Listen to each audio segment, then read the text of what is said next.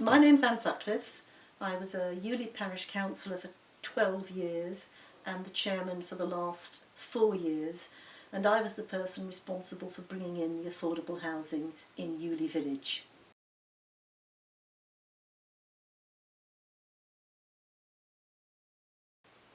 Well, I was the chairman of Ewley Parish Council for 4 years. I've been a parish councillor for 12 years, and I was the person responsible for bringing in the affordable housing which we now have. This goes back almost 18 years. The parish council has been wanting affordable housing for at least that amount of time, and we had had a previous unsuccessful attempt to bring affordable housing in about 14 years before then. And the driver has always been that there is a need in the village. We know our village, we know the people who live here, we know that there were a lot of people who either were family within the village who couldn't afford to buy a house at current market value, or couldn't even afford to rent one, and yet they probably had a greater entitlement to stay in the village than a lot of people who were incomers because they got family, friends here, or they worked here. So that was the driving force. We had 3 housing needs assessments done.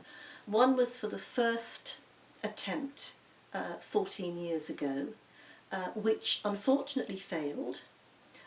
It's actually the same piece of land and the same landowner as the more successful one, which I'll come back to, but it failed for a number of reasons, one of which was that there was so much opposition to it and that the opposers were very unpleasant, and they made verbal attacks against the landowner and his family, and he just had had enough, so he pulled out.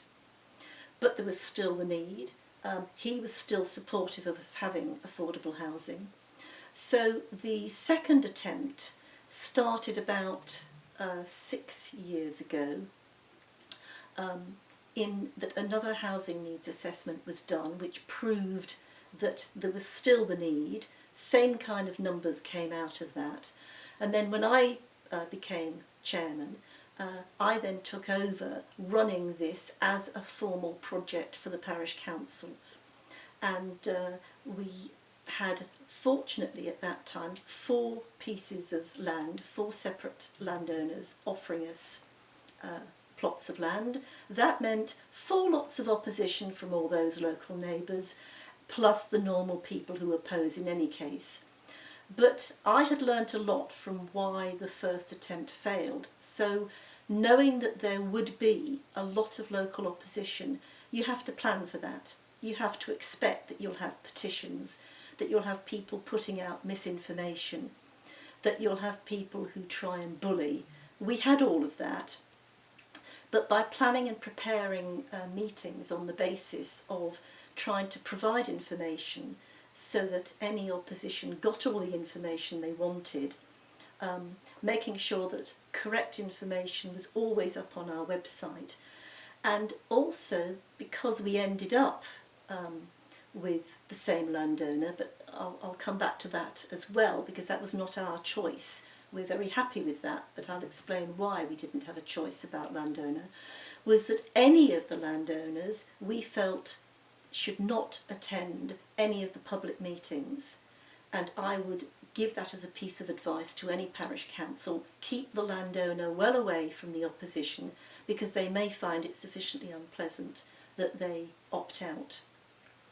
It's much better to keep as many landowners in as you have volunteering land, and that at the end of the day, when your district council has checked the planning rules on that land, highways have checked whether or not there's suitable access to that land, you then know how many plots of land are left for a housing association to actually choose which is the best site for them.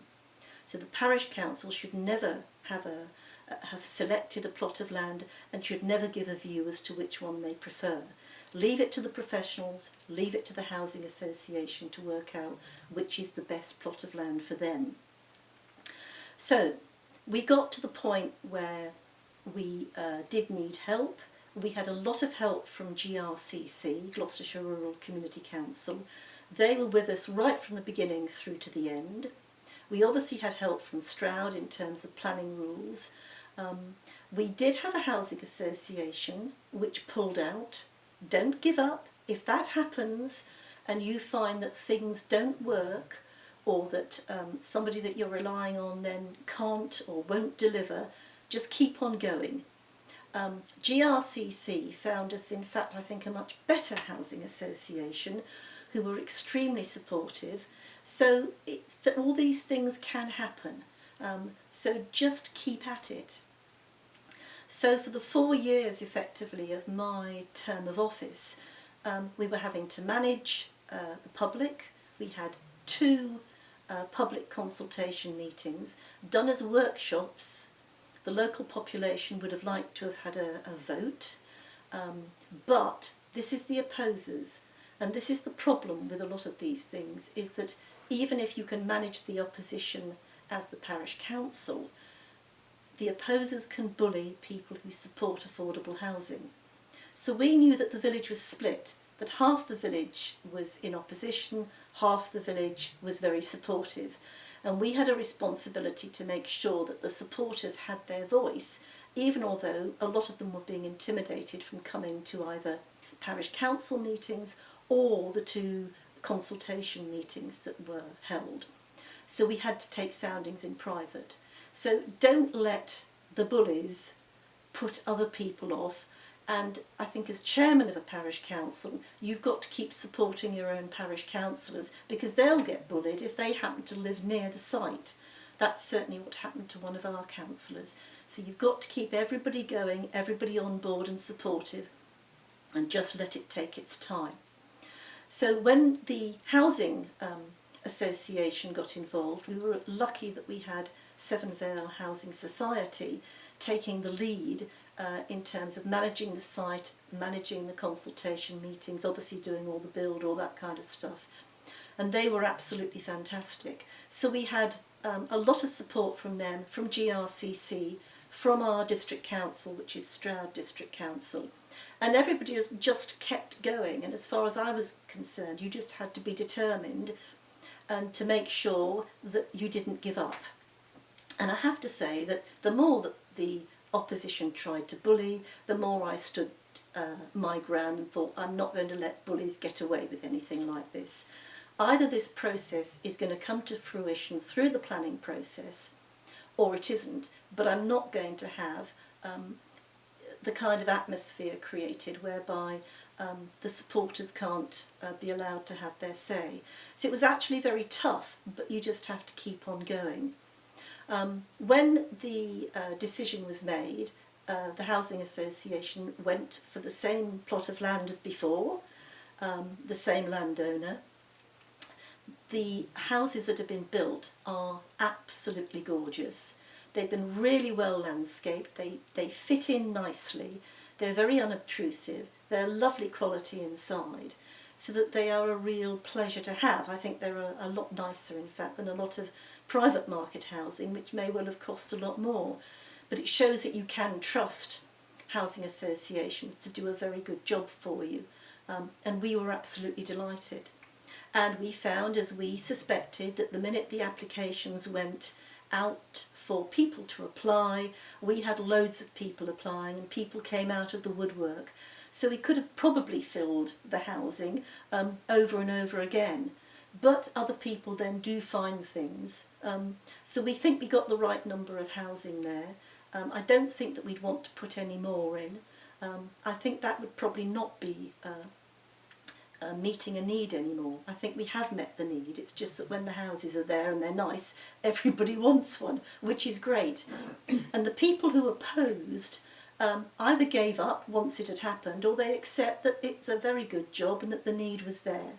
So it's taken 18 years, it's taken 2 formal attempts, there's been an awful lot that's had to be managed, planned for, prepared. I had to do an awful lot of work. I had to pre-prepare before every meeting, thinking about what the opposers would ask, what might happen.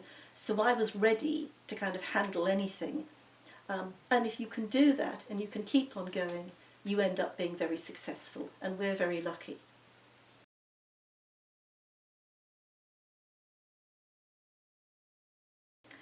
I think everybody has accepted it. Certainly the people who supported the principle are delighted that it's there.